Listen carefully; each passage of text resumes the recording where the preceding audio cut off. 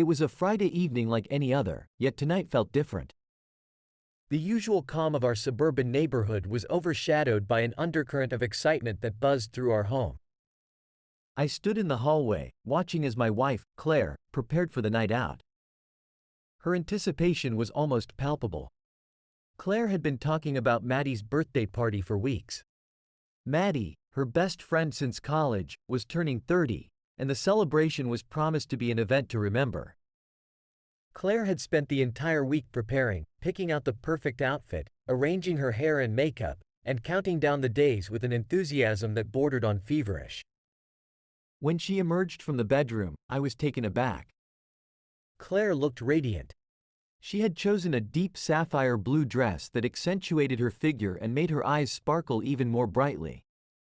Her hair was styled in soft curls that framed her face, and her makeup was flawlessly done, emphasizing her natural beauty. As she twirled in front of me, a grin spread across her face. "What do you think?" she asked, her voice bubbling with excitement. "You look stunning," I replied, genuinely impressed. "Maddie's going to be thrilled." Claire's eyes shone with a mix of joy and anticipation. "I'm looking forward to this," she said. "It's going to be so much fun. I haven't had a night out like this in ages." We had talked about the party several times over the past week. It was clear that Claire was looking forward to it more than usual. I knew she loved celebrating her friends' milestones, but this time felt different. The way she spoke about it, and the energy she had, suggested that this was more than just a routine gathering. As she grabbed her purse and gave me a quick kiss on the cheek, I could see the excitement in her eyes. "I'll be home late," she said, waving as she headed towards the door. "Don't wait up for me." I watched her leave, the sound of the door closing behind her echoing in the quiet house. For a moment, I stood there, reflecting on how happy she looked. It was a stark contrast to the usual calm that marked our evenings together. I found myself wondering just how much fun this party would turn out to be, and whether Claire's excitement was about more than just a simple celebration. The thought lingered as I turned off the lights and settled in for a quiet evening, the echo of Claire's laughter still resonating in my mind. The night had settled into a quiet rhythm as I lounged on the couch, flipping through the channels on TV. The stillness of the house felt oddly comforting, a stark contrast to the lively buzz I'd seen earlier when Claire had left for Maddie's party. Just as I was about to turn off the TV and head to bed, my phone buzzed with a new message. I glanced at the screen and saw that it was from Maddie, Claire's best friend. My heart skipped a beat. I hadn't expected to hear from her tonight. I opened the message, and my eyes quickly scanned the words. "Hey, I hope you're not worried. Just wanted to let you know that Claire's had quite a bit to drink. She's acting a bit out of character and seems drunk. I think she might be heading off with one of the guests. I just wanted to keep you in the loop. Let me know if you want more details." A wave of unease washed over me. I had expected Claire to enjoy herself, but this message took things in a different direction. The casual tone of Maddie's message contrasted sharply with the growing knot of worry in my stomach. Claire, who usually had a good handle on her drinking, was not herself tonight. I tried to stay calm as I thought through what Maddie had said. Claire was an adult and could make her own decisions, but this wasn't just about a wild night out. The idea of her leaving with someone else, especially when she was intoxicated, troubled me deeply. The message left me with more questions than answers. Who was this guest she had left with? Was she okay? And why did Maddie feel the need to inform me of the situation? Grabbing my phone, I quickly texted Maddie back. "Thanks for letting me know. Can you tell me who Claire left with? I'm a bit concerned." While I waited for her reply, my mind raced through a torrent of thoughts. Claire's earlier excitement about the party, the way she had left, all of it now seemed tinged with a sense of foreboding. I couldn't shake the feeling that something was amiss. I paced the room, trying to quell my rising anxiety. Every minute that ticked by felt like an eternity. The tranquility of the evening had given way to a gnawing sense of dread, and I found myself bracing for whatever came next. The hours crept by, each minute dragging as I anxiously awaited Maddie's reply. When the response finally came, it was brief but concerning. "I'm not sure who it is." They were in a group, and Claire left with one of them. "I'll try to find out more." My concern only grew with the lack of clarity. I felt an urgent need to know where Claire was and what she was doing. Grabbing my phone, I opened the location tracking app we used to keep tabs on each other's whereabouts for safety reasons. I quickly navigated to Claire's location, hoping for some reassuring news. The map on my screen showed Claire's location, a dot moving steadily away from Maddie's party.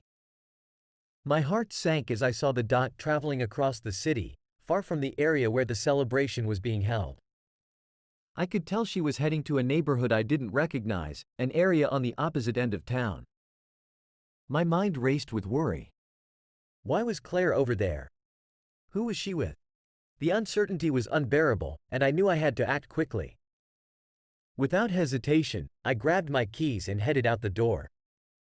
The drive across the city felt endless.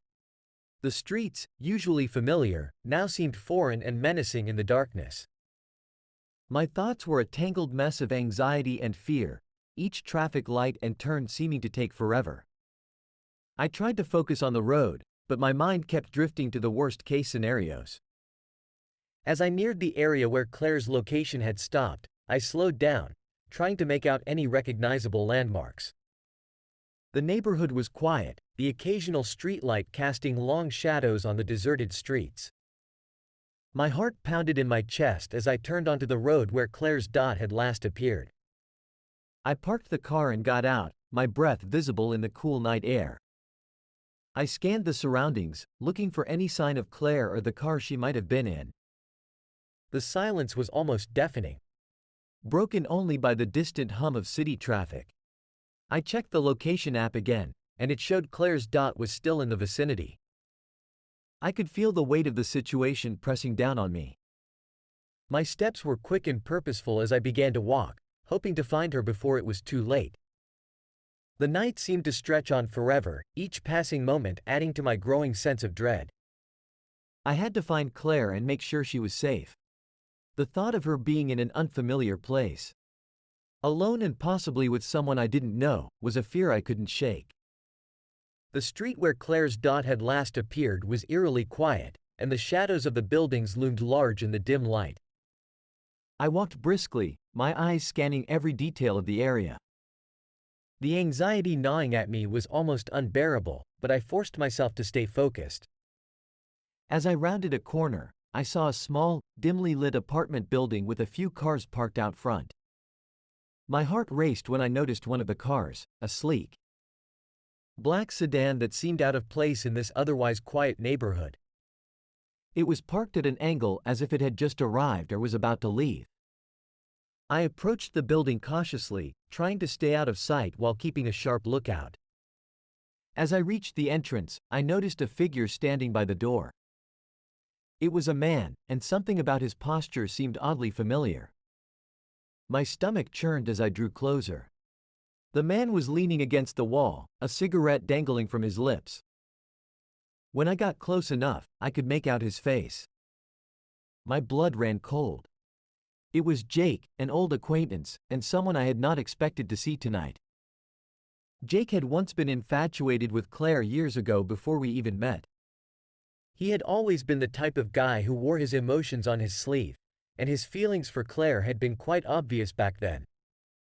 Their relationship had never progressed beyond friendship, but I knew there had been a mutual attraction. "Jake," I said, trying to keep my voice steady. "What are you doing here?" Jake turned, his face reflecting a mix of surprise and guilt. "I didn't think I'd see you here," he stammered, dropping his cigarette and crushing it with his foot. "I was just dropping off Claire. She seemed really out of it. I didn't realize she was married. I'm sorry, man." The apology came quickly, but it did little to alleviate my frustration. I was still grappling with the fact that Claire was here, in this place, with Jake. "You didn't know she was married?" I asked, trying to keep my anger in check. "How could you not know?" Jake ran a hand through his hair, clearly distressed.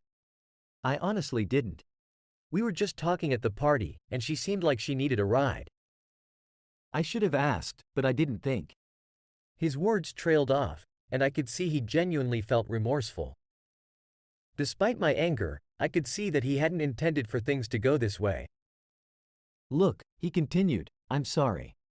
I should have been more aware. I didn't mean to cause any trouble. I took a deep breath, trying to process everything. Jake's apology was a small comfort, but it didn't change the fact that Claire had made some poor choices tonight. Just make sure she gets home safely, all right? Jake nodded, his face still etched with regret. Of course. I'll make sure she gets home. I am sorry, man. As Jake walked away, I felt a mix of relief and lingering anger. I turned back towards the apartment building, my mind racing with thoughts of what to do next. The confrontation had given me some answers. But it had also left me with more questions. I needed to find Claire and have a serious talk about what had happened. The night was far from over, and the most difficult part was yet to come. The drive back home was heavy with silence, punctuated only by the hum of the engine and the occasional rush of passing headlights. My mind was a whirlwind of thoughts, replaying the confrontation with Jake and the troubling images of Claire's night out. As I pulled into our driveway, I was struck by the quiet of the house. The usual comfort of home felt distant now, overshadowed by the turmoil I was feeling. I turned off the engine and sat in the car for a moment, gathering my thoughts. Claire's actions had crossed a line, and I needed to address it firmly. I walked inside and took a deep breath, trying to compose myself. The house was dark, save for the soft glow of a few streetlights filtering through the curtains. The peaceful ambiance of our home seemed almost mocking in contrast to the chaos of the evening. I decided that I needed to do something that would make Claire understand the gravity of what had happened, but it had to be done in a way that would hit home without crossing any lines myself. I wanted her to grasp the impact of her actions and reflect on what had happened. I set up the living room for what I was calling the night of revelation. I placed a few chairs around the room, cleared the coffee table, and put on some music, something somber and reflective. I wanted Claire to understand that this wasn't just about a night of poor decisions, but about trust and respect in our relationship. The clock ticked away as I prepared, each minute dragging by. I knew I had to wait until Claire returned home, but I also wanted to be ready. I turned off the lights, leaving only a few dim lamps on, to create an atmosphere that felt both intimate and serious. Around 3 a.m., the sound of the front door opening broke the silence. Claire stumbled in, her steps unsteady and her face flushed from the alcohol. She looked around, disoriented, and then spotted me sitting in the dimly lit room. "Hey," she said, her voice slurred. "I didn't expect you to be up." I stood up, my expression serious. "Claire, we need to talk." "Have a seat." She looked at me, her eyes searching for the right words. "Is everything okay?" "No," I said firmly. "Everything is not okay. We need to discuss what happened tonight." Claire's face fell as she took a seat in one of the chairs, her demeanor shifting from confusion to apprehension. I began to explain how I had found her location, the encounter with Jake, and my feelings of betrayal and concern. I didn't hold back, making it clear how deeply her actions had affected me. "I need you to understand," I said, "that this isn't just about a night out. It's about trust. It's about respecting our relationship and the commitments we've made to each other. You've crossed a line tonight, and we need to address it seriously." Claire listened, her eyes downcast, and I could see the weight of my words sinking in. The night was long and emotionally draining. But I hoped that by confronting the issue head-on, we could begin to rebuild the trust that had been damaged. As I finished speaking, I looked at her, waiting for her response. The room was filled with a heavy silence, but I was determined to make sure that this night would be a turning point, a moment of clarity and change for both of us. The first light of dawn began to filter through the blinds, casting a faint glow over the room. I had hardly slept through the night, the weight of our conversation and the gravity of Claire's actions hanging heavily on my mind. The peacefulness of the early morning only seemed to deepen the contrast with the turmoil of the night before. I was startled awake by the sound of retching coming from the bathroom. I rushed to the door, my heart pounding with a mixture of concern and frustration. I pushed open the bathroom door to find Claire hunched over the toilet, her body trembling with the aftermath of a night of heavy drinking. "Claire?" I said softly, though my tone carried a tinge of worry and irritation. "Are you okay?" She looked up, her face pale and tear-streaked, her eyes red and bleary from both alcohol and tears. "I'm so sorry," she murmured weakly. "I didn't mean for any of this to happen." I helped her sit down on the bathroom floor, her back resting against the cool tile. The room was filled with the pungent smell of vomit and the remnants of the night's events. Claire's face was etched with regret, but I knew that her apologies alone wouldn't resolve the deeper issues. "Claire," I began, trying to keep my voice steady despite the emotional storm inside me. "I need you to understand that what happened last night goes beyond just being drunk. It's about the trust we've built in our relationship and the respect we owe each other." Claire looked at me, her eyes brimming with tears. "I know," she said, her voice trembling. "I'm so sorry. I didn't think." "Sorry isn't enough," I interrupted, my frustration growing.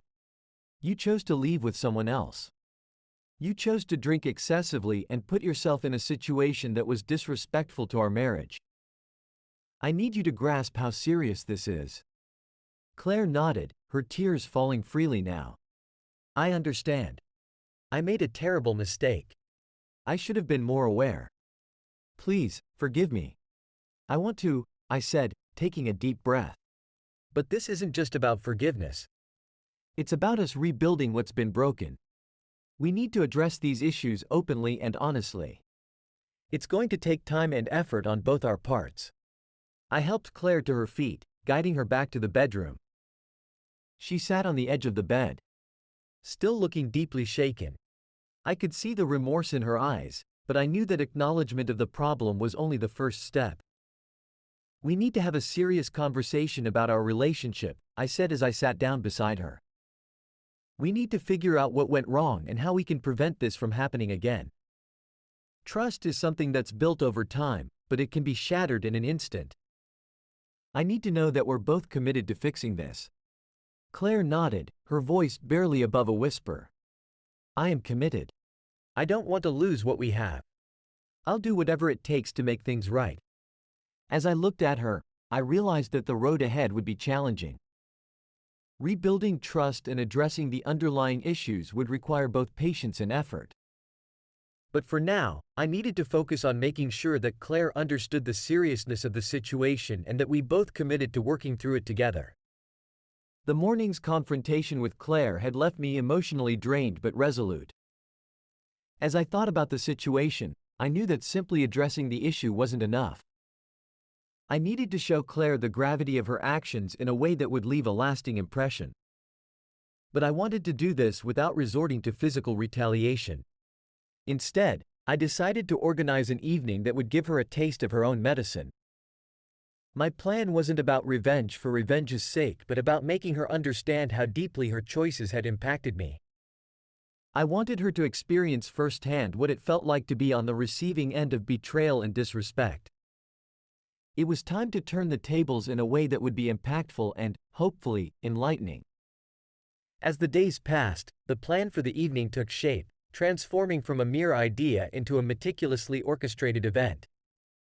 I intended to create an experience so striking that it would leave a lasting impact on Claire. I wanted her to feel the weight of her actions and understand the depth of the hurt she had caused. It was time to make her realize what it felt like to be on the receiving end of betrayal. I began by reaching out to a select group of friends and acquaintances who were familiar with both Claire and me. These were people who understood the context and could contribute to the evening's atmosphere convincingly. I briefed them on the situation, emphasizing the importance of making the event feel genuine and impactful. The venue I had chosen was an upscale lounge, renowned for its elegant and sophisticated ambiance. It was a place where people went to see and be seen, a setting that would heighten the sense of extravagance I aimed to achieve. I worked closely with the venue manager to ensure every detail was perfect. Dim, seductive lighting, plush seating arrangements, and a well-stocked bar were all part of the plan to create an atmosphere of indulgence and excess. Inviting Claire's old friends and exes was a crucial part of the setup. These were individuals from her past, people who had been part of her life before I came along. I carefully selected those who had a significant history with her, ensuring that their presence would be both personal and poignant. I framed the event as a celebration of my newfound freedom, making it clear that their attendance would be integral to creating a memorable evening. I also made sure to invite a few charismatic women, each chosen for their charm and ability to engage in lively conversation. Their role was to add to the perception that I was basking in the attention and enjoying the company. Their interactions with me were meant to provoke feelings of jealousy and discomfort in Claire. As the night of the event arrived, the lounge was transformed into a scene of opulence and excitement. The space buzzed with energy, the soft hum of music blending with the murmur of animated conversations. The crowd was lively, and the air was thick with anticipation. I was dressed in a sharp suit, playing the part of the man who was relishing his newfound single status. Every aspect of the evening was designed to create an atmosphere of indulgence and celebration. As the evening progressed, the lounge was a whirlwind of laughter, music, and lively chatter. The ambiance was electric, with every detail designed to highlight the extravagance and indulgence of the night. My role as the newly liberated man was executed with precision. I was surrounded by a captivating mix of people, and the attention I was receiving was unmistakable. When Claire finally arrived, she walked into an environment that was starkly different from what she had anticipated. The sight of me at the center of the festivities, engaged in flirtatious interactions and surrounded by a group of women, was jarring. Claire's entrance was quiet, but it didn't take long for her presence to be noticed. The room, which had been buzzing with energy, seemed to shift as she took in the scene. She stood near the entrance, her eyes scanning the room, taking in the sight of me dancing with several women, my arms wrapped around them, and my face lit up with genuine enjoyment. The shock on Claire's face was palpable. Her mouth fell open slightly, and her eyes widened in disbelief. The realization of what she was witnessing seemed to hit her with full force. The atmosphere in the lounge had shifted. What began as a festive celebration now felt charged with tension and raw emotion. Claire's initial shock had evolved into a powerful, uncontrolled wave of jealousy. Her face, once flushed with embarrassment, was now twisted with anger and distress. As she moved through the crowd, Claire's emotions boiled over. She tried to hold herself together, but the sight of me surrounded by women, laughing and enjoying their company, was too much. It was clear that the night had taken a toll on her, and she could no longer contain her feelings. Claire's voice cut through the lively chatter and music as she approached me, her tone sharp and accusatory. "How could you do this?" she demanded, her eyes blazing. "You're making a fool of me." The room fell silent as the guests turned their attention to the unfolding drama. The lively buzz of conversation was replaced by an uneasy stillness. Claire's outburst was a stark contrast to the celebratory mood that had previously dominated the evening.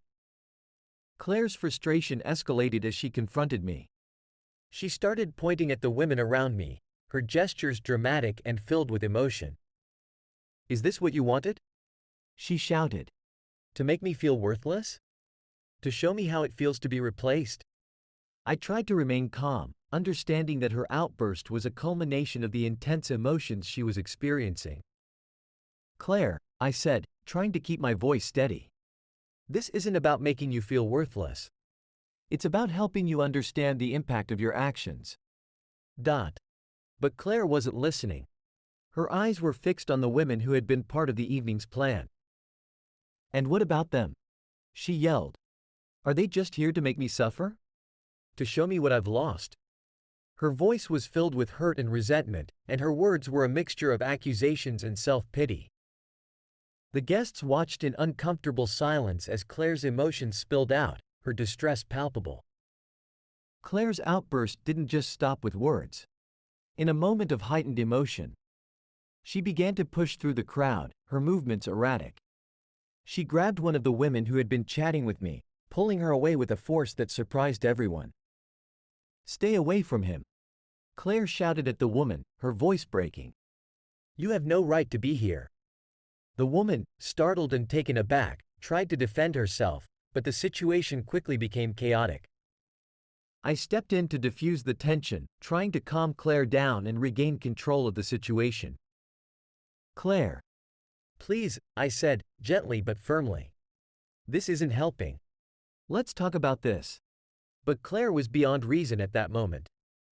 A mix of anger and jealousy drove her actions, and she continued to lash out, her emotions running high. The scene had turned into a spectacle, drawing concerned looks from the guests and creating an atmosphere of discomfort. Eventually, Claire's outburst began to subside.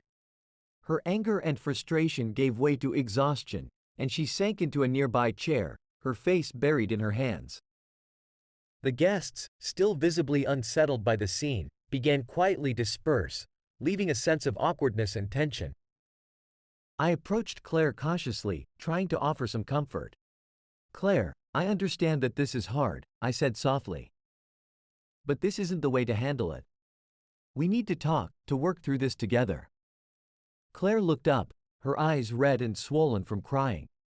"I'm sorry," she said, her voice barely above a whisper. "I didn't mean for things to get out of hand. I'm so hurt and confused."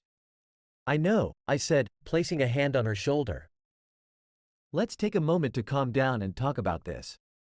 We need to address the issues between us and find a way to move forward." As the evening continued to wind down, the once live atmosphere of the lounge had become subdued. The guests had gradually left, and the vibrant energy of the night was replaced by a quieter, more somber mood. Claire, having witnessed and reacted to the spectacle of the evening, was now seated alone in a quiet corner. Her earlier outburst having left her emotionally spent. As I approached her, I could see the raw emotion in her eyes. She looked up at me, her face still damp from tears, and took a deep, shaky breath. "Can we talk?" she asked, her voice trembling. "I need to explain. I need to tell you what's going on." I nodded, understanding the gravity of her request. "Of course," I said softly. "Let's find somewhere private where we can talk." We moved to a more secluded area of the lounge, away from the remnants of the party. The dim lighting and quiet surroundings provided a stark contrast to the chaos of earlier, creating a space where we could have a meaningful conversation without distractions. Claire's tears continued to flow as she began to speak. "I'm so sorry for what happened tonight," she said, her voice breaking. "I know my actions were wrong, and I didn't handle things the way I should have." I listened quietly, giving her the space to express herself. Claire took a deep breath before continuing. "The truth is, my actions were driven by my insecurities. I felt like I was losing control and I acted out of fear and jealousy. I know that's no excuse, but I want you to understand that it wasn't about you or about trying to hurt you. It was about my fears and doubts." I took a moment to process her words before responding. "Claire, I appreciate your honesty and I understand that you're dealing with your insecurities. But both of us need to recognize that actions have consequences, and how we handle those emotions matters." Claire nodded, her gaze fixed on the floor. "I know," she said quietly. "I realize now how much pain I've caused and how my actions were unfair to you. I was so caught up in my feelings that I didn't stop to think about how this was affecting you. It's important that we address this," I said, trying to keep my tone calm and constructive. Trust and respect are the foundations of any relationship. When those are damaged, it takes a lot of effort to rebuild them. We both need to be honest about our feelings and work together to repair what's been broken. Claire looked up, her eyes filled with regret. I want to make things right, she said earnestly. I want us to work through this. I know it's not going to be easy, but I'm willing to put in the effort if you are. I want that too, I replied. But it's going to require open communication and a commitment from both of us to rebuild trust. We need to be honest about our feelings and address the issues that led us here. In the quiet aftermath of the emotional evening, Claire and I faced a critical decision about our future. The intensity of the night had made it clear that our relationship required serious attention and healing. Both of us were willing to put in the work, and Claire's willingness to seek professional help marked a significant step in the right direction. As we sat together in the dimly lit lounge, the weight of the past few hours hung heavily between us. Claire, her voice shaky but resolute, broke the silence. I want us to work on our relationship. I know that what we've been through is difficult. But I think we need professional help to navigate this. Her words, though tinged with sadness, carried a hopeful tone. I nodded in agreement, feeling a surge of relief mixed with determination. I agree. I think couples therapy could help us understand each other better and work through our issues. We both recognized that we needed more than just a heartfelt conversation. We needed structured guidance to address the deep-seated issues in our relationship. Finding a therapist who could help us navigate these complexities became our next priority. We scheduled our first session with a licensed couples therapist who specialized in relationship counseling. The therapist's office was a calm, welcoming space, designed to make clients feel comfortable and open. In our initial session, the therapist guided us through an exploration of our relationship dynamics. We discussed the events leading up to the current situation and how they had affected us both. The therapist asked questions that helped us articulate our feelings and concerns constructively. Through our sessions, the therapist helped us uncover the underlying issues that had contributed to the problems in our relationship. Claire and I learned to recognize patterns in our communication and behavior that had led to misunderstandings and hurt. The therapist emphasized the importance of empathy and active listening. We worked on expressing our feelings without blame and learning to understand each other's perspectives. This process involved discussing not only recent issues but also past experiences that had shaped our views and reactions. Each session provided us with new tools and strategies to improve our relationship. We practiced techniques for better communication, such as using I statements to express our feelings and needs without accusing or criticizing. The therapist also introduced us to conflict resolution strategies that would help us handle disagreements more healthily. Claire and I began to see the value in these new approaches. The sessions helped us to manage our emotions more effectively and to approach conflicts with a more constructive mindset. We also learned about setting boundaries and respecting each other's needs, which were crucial for rebuilding trust. As we continued with therapy, we began to see gradual improvements in our relationship. The sessions allowed us to address our issues openly and work towards rebuilding trust. We made a conscious effort to be transparent with each other and to address any concerns or misunderstandings before they escalated. Claire's commitment to understanding and addressing her insecurities, combined with my efforts to rebuild trust, created a foundation for healing. The therapy provided us with a roadmap for how to navigate our challenges and work towards a more harmonious relationship. As the days turned into weeks, Claire and I began to embrace the transformative changes brought about by our therapy sessions. The hard work and dedication we had invested in rebuilding our relationship were starting to bear fruit. What had begun as a journey through emotional turbulence was now evolving into a new, more meaningful chapter in our lives together. The impact of our therapy was evident in the subtle yet significant shifts in our daily lives. We had learned to approach our relationship with renewed purpose and understanding.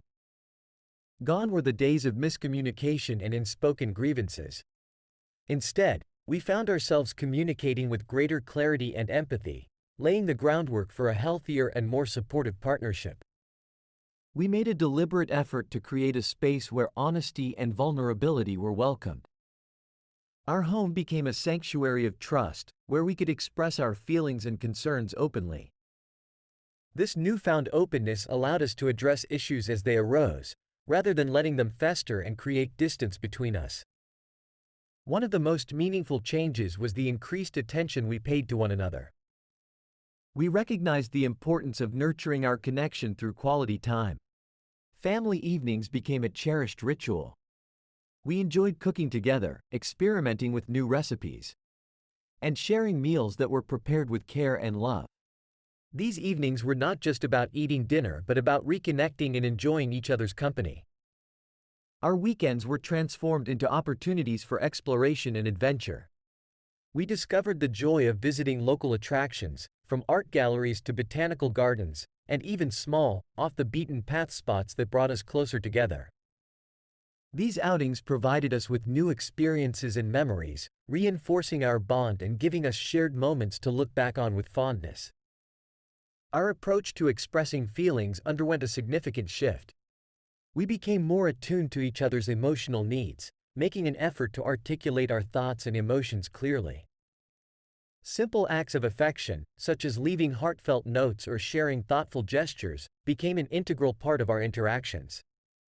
We also developed a habit of setting aside time for regular check-ins. These conversations, though sometimes challenging, allowed us to address any lingering concerns and to celebrate our progress. The practice of discussing our feelings openly helped us maintain a deeper understanding of each other and reinforced our commitment to growing together. The changes we had implemented created a new atmosphere in our home, one that was warm, inviting, and filled with a sense of security. The emotional distance that had once characterized our relationship had been replaced by a closeness that felt both comforting and exhilarating. Our home was now a place where trust and affection flourished. Our interactions became marked by genuine warmth and respect. Disagreements, while still a part of our relationship, were approached with a spirit of collaboration rather than conflict. We had learned to handle disagreements constructively, using them as opportunities to strengthen our connection rather than allowing them to drive a wedge between us.